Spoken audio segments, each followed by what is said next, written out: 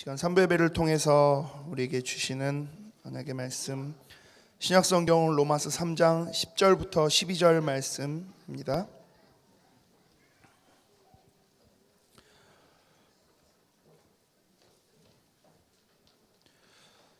신약성경 로마서 3장 10절부터 12절 말씀 먼저 제가 봉독해 드리겠습니다. 기록된 바 의인은 없나니 하나도 없으며 깨닫는 자도 없고 하나님을 찾는 자도 없고 다 치우쳐 함께 무익하게 되고 선을 행하는 자는 없나니 하나도 없도다.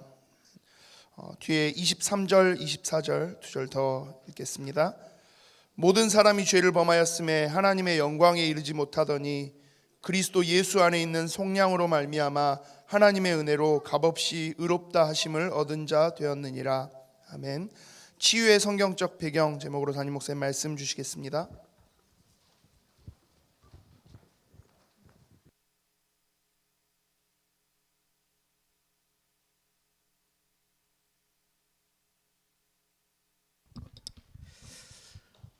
방금 우리 유치부가 특송하는데요. 이 아이들이 지금은 아주 어리게만 보이시겠지만 어느 순간에 커가지고 교회 주역이 돼 있을 겁니다. 우리 배정현 목사가 교회 처음 왔을 때 제 기억이 나는 게 한 살 좀 지났을 때 아장아장 걸을 때 제가 봤거든요. 저렇게 등치 커가지고 이제는 말도 안 듣고 우리 교회에서 또 중요한 사역들도 하죠. 제 막내가 제가 이 교회 오고 나서 그 다음에 태어났거든요. 지금 이제 초등부 올라가가지고 또 이렇게 전 교회를 누비고 다닙니다. 이 아이들이 금방 큽니다. 지금 품 안에서 이리저리 막 왜 조금만 더 크면 좋겠는데요 이렇게 하시는데요. 금방 큽니다. 금방 크면 어느 날 이 아이들이 교회 주역이 되어지고 세상 살릴 렘넌트로 서야 되는데 지금 자라는 이 시기에 영적 싸움에 있어서는요 주도권 싸움이에요. 양육을 누가 하느냐, 세상에게 내어주느냐, 아니면 교회가 책임을 지고 이 아이들이 장성할 때까지 책임을 져주느냐, 언약을 뿌리내리게 해주느냐, 아니면 세상 문화가 깊이 들어가도록 그냥 버려둘 거냐. 이 영적인 주도권 싸움, 양육권 싸움에 우리 교회가 서 있는 거예요. 그래서 여러분들이 그냥 단순히 앞에 나와서 아이들이 아주 귀엽게 찬양하고 들어가는 걸로 끝내지 마시고 이 아이들을 우리가 책임져야 돼. 그래서 우리 지금 토요일 날 핵심에 우리 렘넌트들을 좀 데리고 나와야 되겠다. 왜냐니까요 한 10년 15년 지난 뒤에는요 우리 많은 위에 서 있는 선배 목사님들과 전도운동을 앞에서 주도했던 목사님들이 많이 이렇게 떠나가게 될 거고요. 그러면 그 다음 전도운동을 이어받아야 될 렘넌트들이 저희 앞에 이렇게 있는 아이들이에요. 영적인 흐름, 전도운동의 어떤 핵심, 방향, 메시지 이런 것들을 놓치면 다음 세대는요 또 사라져요. 종교개혁 500조년이라고 아무리 큰 소리 쳐도 그 당시 때 막 그렇게 뜨겁게 일어났던 성경 회복하고 복음 회복했던 운동들이요 어느 순간에 다음 세대가 지나가면서 없어져 버렸어요. 지금 껍데기만 남아있는 모습들이 참 많죠. 유럽에는 어느 정도냐, 유럽에서 종교 개혁이 일어났어요. 주된 나라들이잖아요.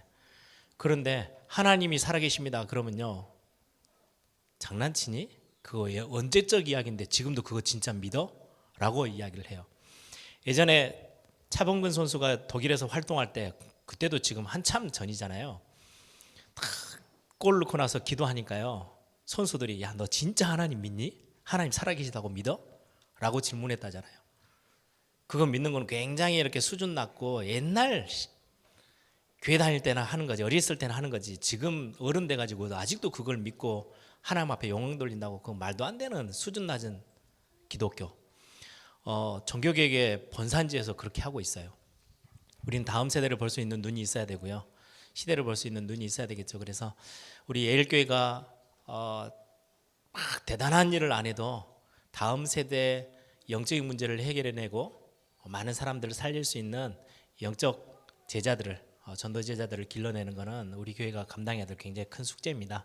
그래서 여러분들이 보실 때마다 뛰어다니고 다니면 여러분들이 보시면서요 내가 저 아이의 기도의 배경이야, 우리 교회가 저 아이들의 배경이 되어져서 언약 가운데 깊이 뿌리내게 만들어야지. 이런 기도 제목들이 여러분들에게 항상 이렇게 있기를 바랍니다. 오늘 오전까지 지금 계속 레위기서에 있는 좀 어려운 이야기지만 굉장히 재미있는 내용들이 참 많이 들어 있어요. 여러분들이 그거를 모르고 지나가면 그냥 우리 예배하는 거 이렇게 하는데요. 성경에 하나님이 얼마나 구체적으로 잘못 각인된 거, 뿌리 내린 거, 체질된 거를요 뒤바꾸는데 하나님이 굉장히 재밌게 드라마틱하게 광야에서 이스라엘 백성들을 인도해 나가세요. 그 내용의 많은 부분들이 예배 안에 다 들어 있어요. 다음 주에 같이 나눌 속죄제는요 또 재미있는 부분이 또 많이 있어요. 그 안에서 우리가 배우고 찾고 회복해야 될 게 얼마나 많은지요. 예배하는 거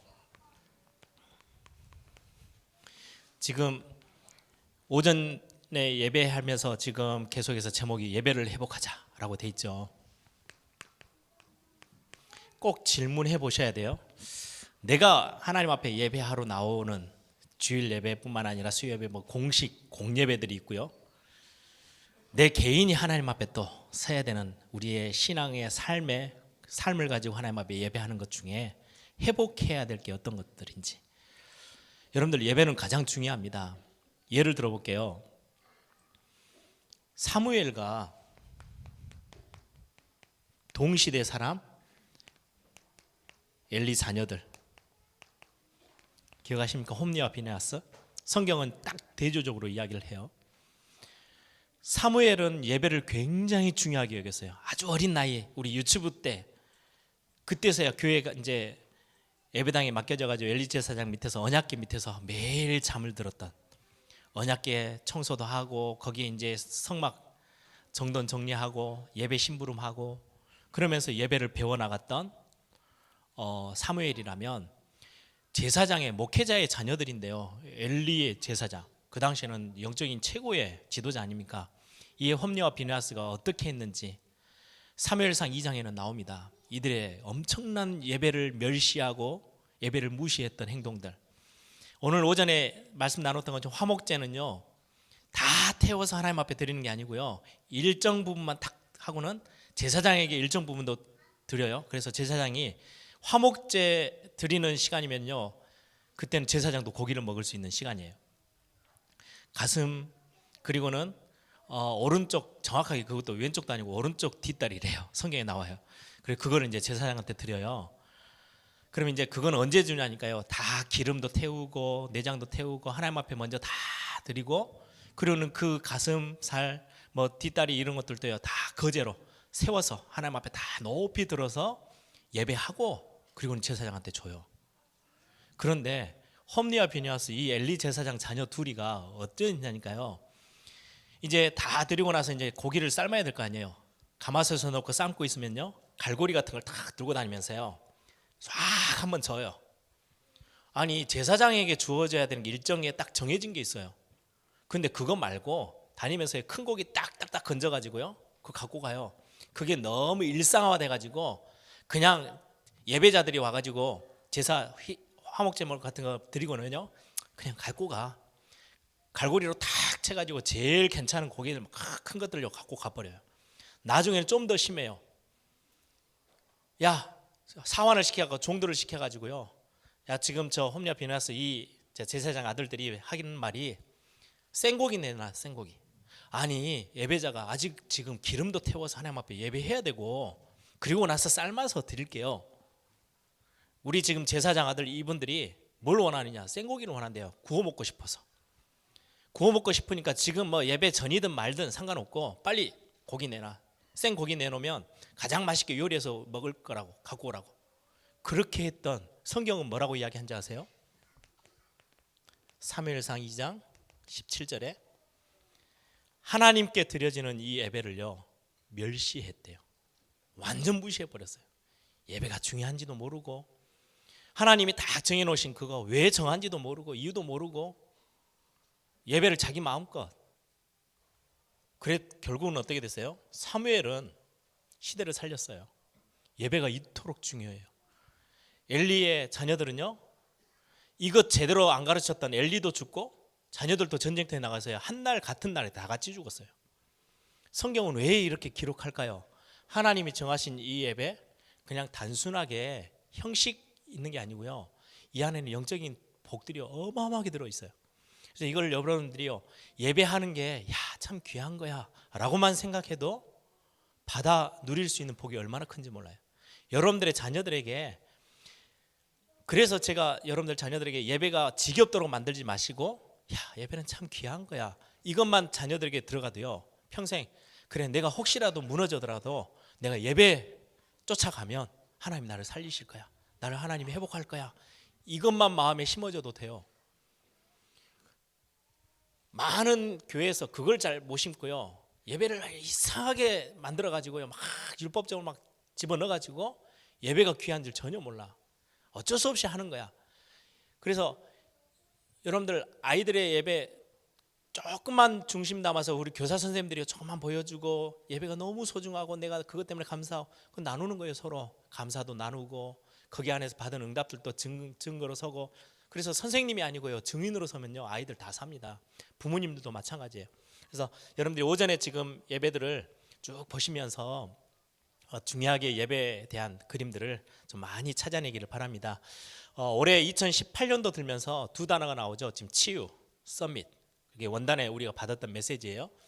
오늘은 치유. 치유에 성경에는 뭐라고 말하는지, 치유의 성경적 배경입니다. 조금만 눈을 이렇게 들어서요, 우리 선교 현장 쪽으로 보시면, 지난번에 제가 잠깐 말씀을 드렸는데, 초창기 때 우리 한국에 거의 100년 전이죠. 정말 더럽고 병균도 많고, 뭐 전염병 돌면요 다 죽어나가는 거예요. 그 정도로 열악했던 우리 한국 땅, 그 현장에 저기 진짜 복음이 필요해라고 생각해서 젊은 선교사들이요, 미국에서, 캐나다에서, 호주에서 선교사들이 들어왔어요. 들어와가지고 제일 먼저 한 게요, 교회를 세웠어요. 그죠? 교회를 세워서 영적인 복음 전달하고 성경을 가르치고 하나님의 말씀을 전달해 나가면서, 반대로 눈에 보이지 않게 조용히 뭐 했냐니까, 거의 선교사들이 거의 대부분 다 뭐 연세병원, 연세대 병원이요, 다 선교사들이 세운 병원들이에요. 병원을 세웠어요. 그리고는 학교를 세웠어요. 그래서 많은 엘리트들을 교육을 가르쳐가지고 글씨를 가르치고 책을 읽게 만들고, 그래서 지도자 훈련들을 학교를 세워서 많이 했어요. 그래서 초창기 때 거의 학교들은요, 우리 한국에 세우는 거는 서당 이런 거면 선교사들이 돌아서 학교를 지어서 많은 인재들을 양성해요. 그래서 일제시대 신사참배를 반대하기도 하고, 3.1운동을 주도하기도 하고, 그리고 독립운동을 앞장섰던 많은 국가의 지도자들, 그리고는 공산주의가 막 쳐들어 밀고 왔을 때요, 진짜 국가를 위해서 기도했던 많은 지도자들이 싹 선교사들이 세워진 학교에서요 복음 알고 신앙을 배웠던 사람들이에요. 그래서 우리 3.1절 하면은요, 3.1운동에 앞장섰던 그 독립운동의 대표적인 33명, 그 중에 거의 3분의 2가 기독교인들인데요, 선교사들이 세워놓은 학교에서요 그들이 지도자로 발랐어요. 그리고는 그렇게도 어떻게 보면 환경적으로 너무 많은 게 정리 안 돼 있고요, 너무 지저분하고 깨끗하지 못했던 이 땅을 들어와가지고요 병원을 세웠어요. 100년이 채 지나기 전에 우리 한국은요 완전 선진국 대열에 다 들어섰어요. 얼마나 깨끗해졌어요. 이게 다른 말로 바꾸면은요 치유예요. 그렇죠? 이거는요 지도자 키우는 썸밋이에요. 굉장히 성경적이에요.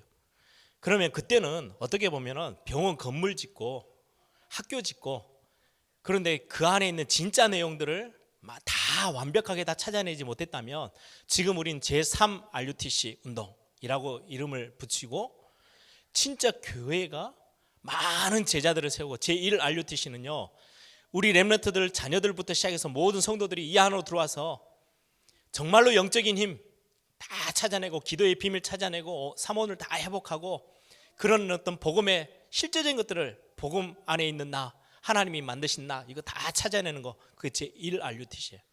그리고는 그 힘 가지고요 조용히 우리 서 있는 현장들을 7개 현장으로 다 파고 들어가서 복음 전달해 주는 거, 그게 제2RUTC라면 제3은요, 이제는 본격적으로 이 두 사역을 하는 거예요.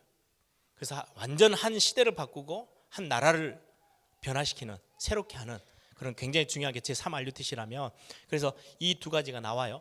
그래서 이 부분에 있어서 여러분들이 성경은 뭐라고 말하고, 왜 우리가 선교사들이 와서 이걸 했고, 우리는 지금 이 정도 껍데기의 수준을 훨씬 넘어서서 진짜를 치유하고 사람들을 그냥 단순히 병원을 세워서 육신적인 질병을 돕고 환경을 좀 이렇게 바꿔주고 이게 아니고요, 완전 영육간의 모든 부분, 마음, 생각까지 싹 다 회복시킬 수 있는 그 치유, 어떻게 하면 되겠는가? 왜 성경은 그 이야기를 하고 있는지 오늘 성경적인 부분에 있어서 좀 보고요, 우리가 단순하게 엘리트, 복음 엘리트, 이거는 공부를 잘하는 아이들이 아니고요, 영적인 답을 가지고 기능성 및 문화성 및까지 나아갈 수 있는 굉장히 중요한 답.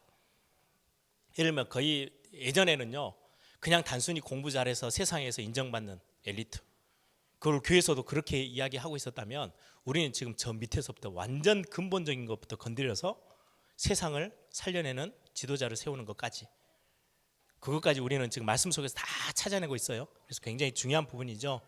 그러는 중에 여러분들 서론적으로 왜 이 시대에 많은 사람들이 치유, 힐링 이야기를 다 하는데요, 안 돼요. 잘 고치지는 못하고요, 치유가 되지 않아요. 뿐만 아니라 실패하고 있어요. 이유가 뭡니까? 치유가 안 되고 실패하고 있는 이유, 많은 의사들도 있고 전문인들이 참 많죠. 요즘은 이제 정신분석 공부까지 해가지고요, 정신적으로 막 무의식, 잠재의식 다 의식적으로 어떻게 사람들을 돕고 치유하고 심리 상담하고 전문가들이 얼마나 많고요. 요즘 들어서 센터들이요, 그런 센터들이 얼마나 많습니까? 상담 센터들 많아요. 병원도요, 얼마나 많은지요. 종류대로 다 있어요. 그런데 전문인들은, 그렇게 심부름하는 전문인들은 정말 많은데, 실제로 치유가 안 되는 이유, 치유에 대해서 실패하고 있는 이유 한 가지만 몰라요. 굉장한 기술, 전문 지식 다 갖고 있는데 한 가지를 몰라요. 이것 바꿀 수 있는. 그래서 성경은 그걸 이야기를 하죠. 복음 아닌 다른 걸로요 자꾸 각인해요. 여러분, 지금 우리는 출애굽기 넘어서서 지금 레위기 하면서, 지금 출애굽하기 전에 애굽에서 이스라엘 백성들이 뭘로 각인되고 뿌리 내리고 체질되어 있는지 우리 계속해서 같이 함께 보고 있죠. 복음 아닌 다른 게 들어가서 이게 뿌리 내려버리고 체질돼 버리면요, 이게 안 바뀌어요. 치유될 수가 없어요. 이거 뒤집어주는 게 치유인데, 복음 아닌 다른 걸로 가지고는요 절대로 고칠 수가 없는 거죠. 여기에 3단체, 다른 수많은 종교 단체들이요, 수많은 사람들을 이렇게 해서 치유해야 돼, 저렇게 해야 돼, 힐링을 하려면 마음 다스리는 거 여기저기 복음 아닌 다른 걸 너무 많이 내놔가지고요, 엄청나게 사람들을 혼란을 가중시키고 있어요. 지금 이게 현실이에요. 많은 전문인들이 있는데 진짜 답은 몰라요. 그러니까 껍데기만 자꾸 건드리는 거예요. 진짜 내가 병들어 있고 어려운 부분이 내 안에 치유돼야 될 부분들이 있는데 안 되는 거예요. 그래서 성경에 12년 동안 혈뇨증을 앓았던 여인도 마찬가지잖아요. 12년 동안 무수한 의사들을 다 찾아다니고요, 가산, 자기 재산 다 탕진했어요. 근데 고치질 못해요. 한 가지 몰라서 이 전문인들이 아무리 대단한 지식이 있는데요 못 고쳐요. 뭐 하고 있느냐, 다 다른 걸로. 거의 100% 싹 다 예배당에 오기 전까지는요, 세상에서 말하는 다른 거. 여러분들 돈이 최고가 아니잖아요, 그렇죠? 돈 있어도 되고 없어도 돼요. 있으면 훨씬 많이 우리가 활용하기 좋겠지만, 돈이 없다고 망하는 것도 아닌데, 우리는 어렸을 때부터요 돈 벌어야 돼, 이거를 얼마나 깊이 심어버렸는지요. 돈이면요 자기 모든 자존심, 자기의 모든 것들 다 내팽개치더라도요 성공을 향해서 막 뛰어요. 세상이 그렇게 가르쳐놨어요. 잘못된 것들로 자꾸 각인시키는, 이게 이제 뿌리 내리고 체질까지 이런 상황이기 때문에 치유도 안 되고 실패하고 있어요. 성경은 오늘 뭐라고 말합니까?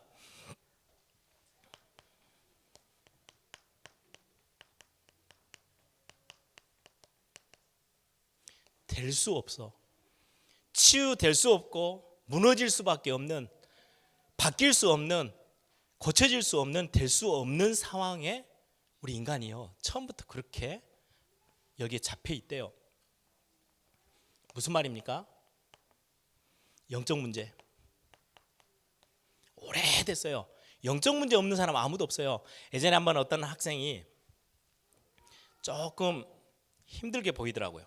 저를 찾아왔어요. 상담하겠다고. 목사님, 영적 문제가 뭐예요? 제가 딱 질문하는데 뭘 의미하는지 제가 알았어요. 그래서 답을 했어요. 그 아이가 이제 조금 삶이 이렇게 좀, 제가 딱 봐도 영적 문제가 좀 있겠다, 드러나 있는 부분. 그러니까 사람들이 너는 영적 문제 많아 막 계속 그렇게 이야기하니까 굉장히 힘 빠지는 이야기잖아요. 그래서 질문하는 거예요. 영적 문제가 뭐예요? 그래서 영적 문제는 모든 사람이 다 있어. 그랬더니 눈이 동그래져요. 너만 있는 게 아니고 나에게도 있고 모든 이 땅에 살아가고 이전에 태어났던 사람, 앞으로 태어날 사람들이 싹 다 있는 게 영적 문제야.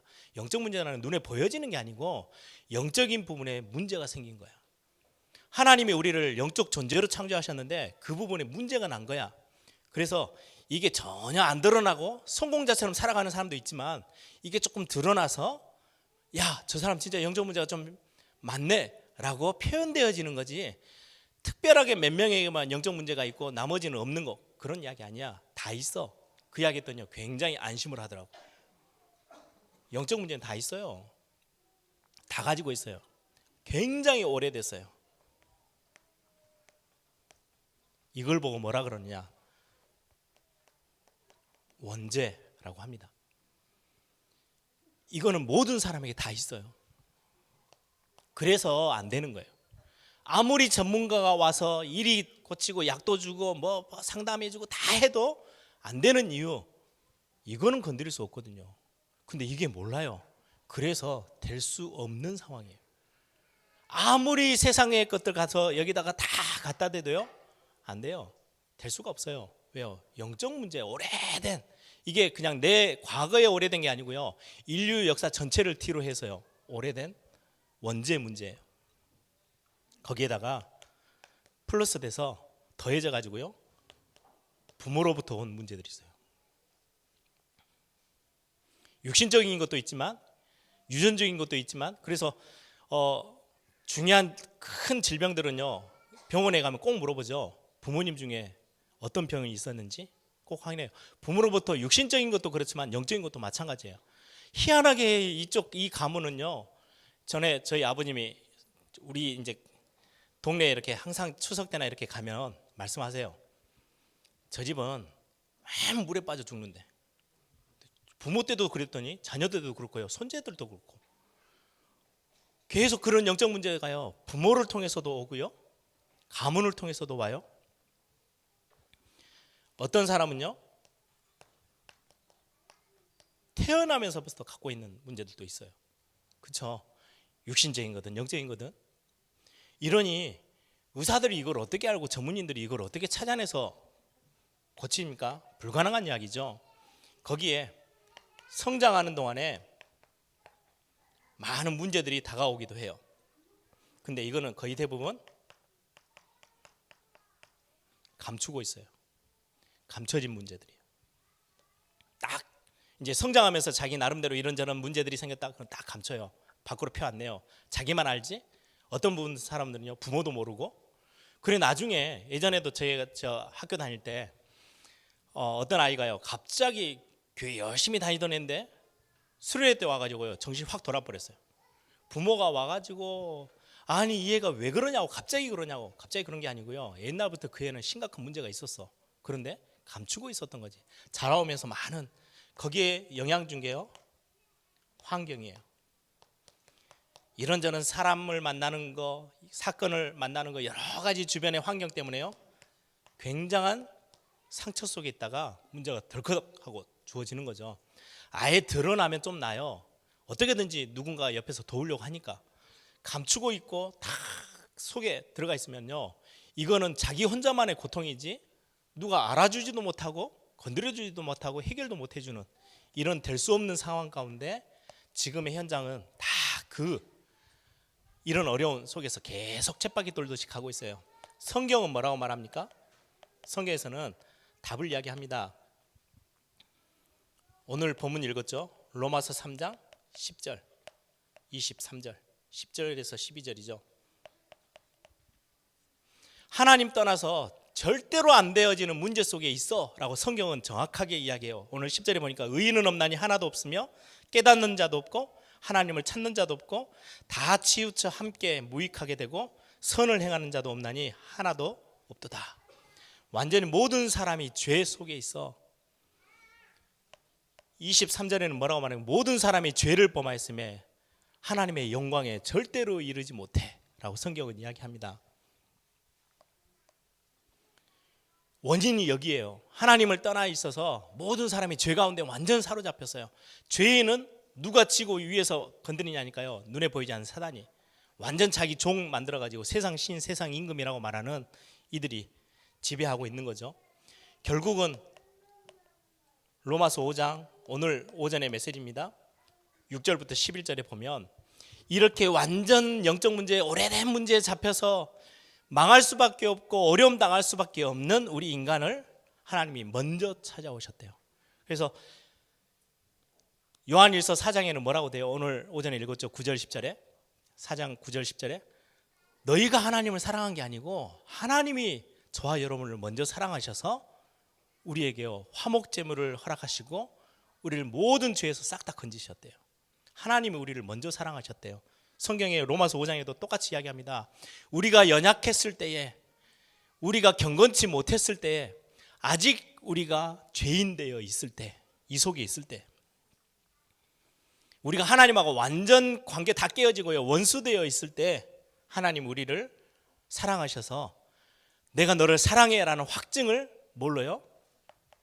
화목제물 보내심으로, 그리스도를 우리에게 보내심으로 우리 문제를 해결하시겠다고 하나님이 먼저 우리에게 손을 내미셨대요. 하나님의 사랑, 이게 성경에서 주는 답이에요. 왜 인간에게는 문제 올 수밖에 없냐? 하나님 떠나 있지 않냐?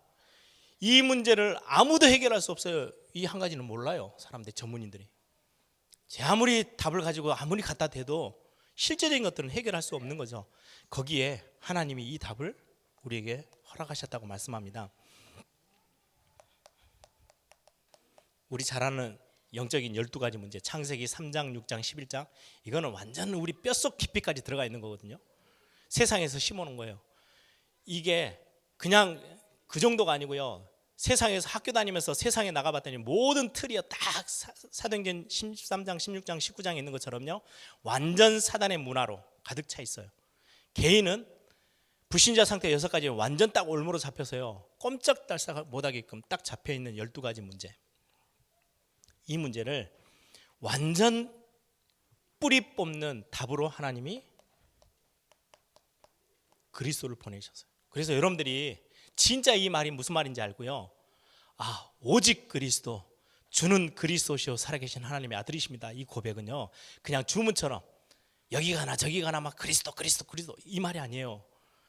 야, 이 문제는 다른 걸로 해결이 진짜 안 되는구나. 하나님이 그리스도를 여러분 감기 걸려서 감기 치유하기 위해서 그리스도 보내신 거 아니에요. 그렇죠? 여러분들 충치가 좀 났다고 그 충치 치료하기 위해서 하나님이 그리스도 보내신 그거 아니에요. 그건 충치 평생 그냥 놔두고 이빨 뽑아서 살면요 다른 걸로 살 수 있어요. 그런데 이 문제는 다른 걸로 해결이 안 돼요. 그래서 성경은 오직이라고 말해요. 그리스도 말고는 이 문제 해결할 수 없어 라고 성경은요. 그래서 베드로가 이거를요 기가 막히게 발견했죠. 공부도 많이 아는 사람인데 천하인간의 구원 얻을 만한 다른 이름을 우리에게 주신 적이 없어. 이게 베드로가 깨달았던 어마어마한 고백이죠. 이것 바꾸는 여기서 나온 많은 영적 문제의 삶과 각인 뿌리 체질이 이 안에서 다 생겨지는 것을 뒤바꾸는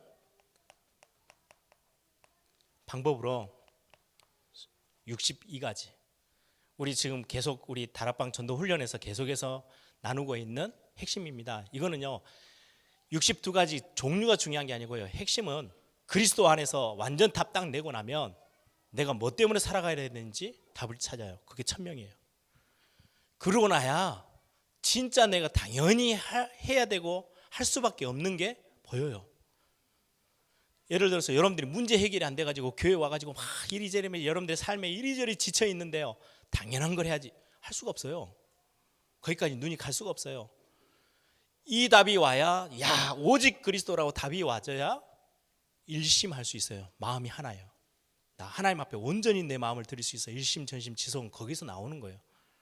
이건 하려고 막 몸부림치는 게 아니고요, 아무리 몸부림쳐도 여러분들이 문제가 답이 안 보이면은요, 결국은 내 마음은요 그쪽으로 쏠리지 하나님 앞에 올 수가 없어요. 일심이 안 돼요. 그때서야 되어지는 고백이요, 아, 오직. 거기서 따라오는 응답이 유일성, 재창조 응답 오죠. 24시, 그때부터요 각인이 바뀌기 시작해요. 그렇게 해서 하나하나 응답 오는 게 62가지 우리가 지금 응답으로 찾아내는 걸, 그래서 렘넌트들하고 이걸 좀 포럼하도록 하라고 한 이유가 여기 있죠. 성경에서는요 정확한 답을 제시했어요. 그러면 마지막으로 우리가 성경 안에서 치유하는 중요한 방향,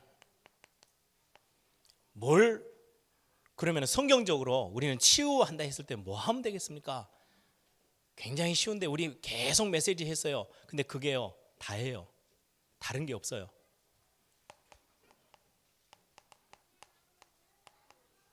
우리가 잘 아는 사도행전 1장 1절 3절 8절, 그리스도께서 우리의 모든 문제 다 끝내셨어요. 이거 얼마만큼 실제로 발견하느냐? 예를 들면 저는 모태신앙 아닙니까? 그렇죠? 모태신앙이 원래 교회 사역도 잘 못해, 기도도 못해, 성경도 못 봐, 그게 모태신앙이래요. 그랬던 저예요.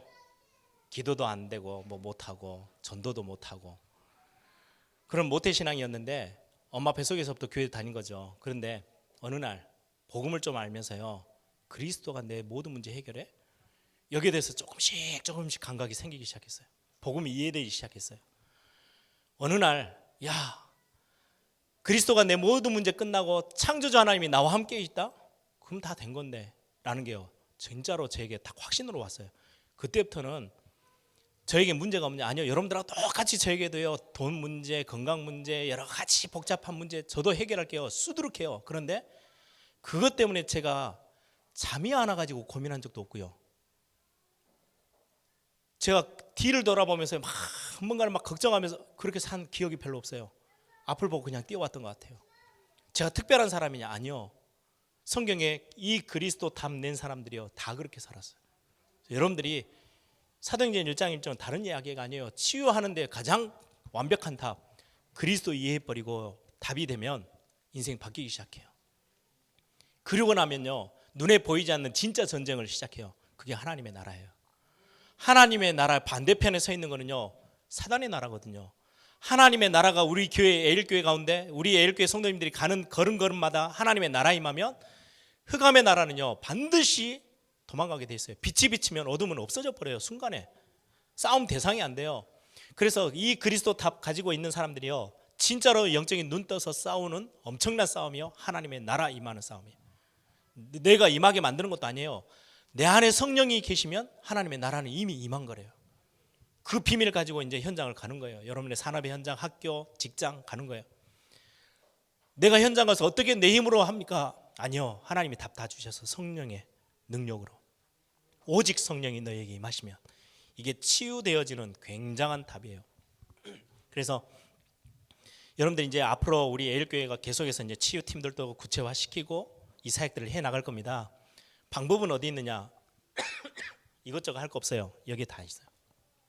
완벽한 답이, 하나님이 예비해 놓으신 답, 이거를 얼마만큼 구체적으로, 얼마만큼 개인적으로, 그냥 단순히 성경 공부하듯이요 138 이런 그리스도, 3은 하나님의 나라, 8은 성령의 충만함, 이것 말고 실제 삶에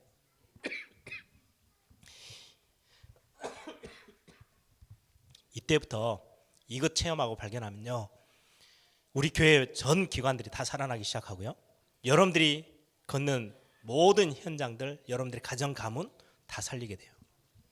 이게 이제 성경에서 말하는 치유라고 했을 때 단순히 병원 몇 개 짓고 이게 아니고요, 굉장히 중요한 저 밑에 오래된 인간의 근본 영적 문제로부터 시작해서 실제 우리 육신에 드러나는 부분까지 하나님이 치유해 나가시는 그런 굉장한 응답들을 발견하고 찾게 될 것입니다. 그 치유의 가장 하나님이요 완벽한 시스템을 하나 주신 게 예배예요.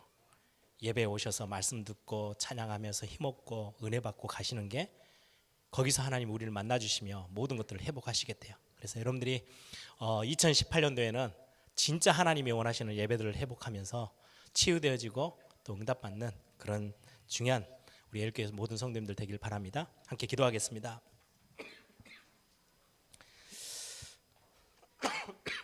하나님, 진짜 우리가 도저히 될 수 없는, 할 수 없는, 누군가가 이거를 해낼 수 없는 상황 속에 우리가 들어 있었는데 하나님의 사랑으로 우리 그 속에서 완전 해방하셨어요.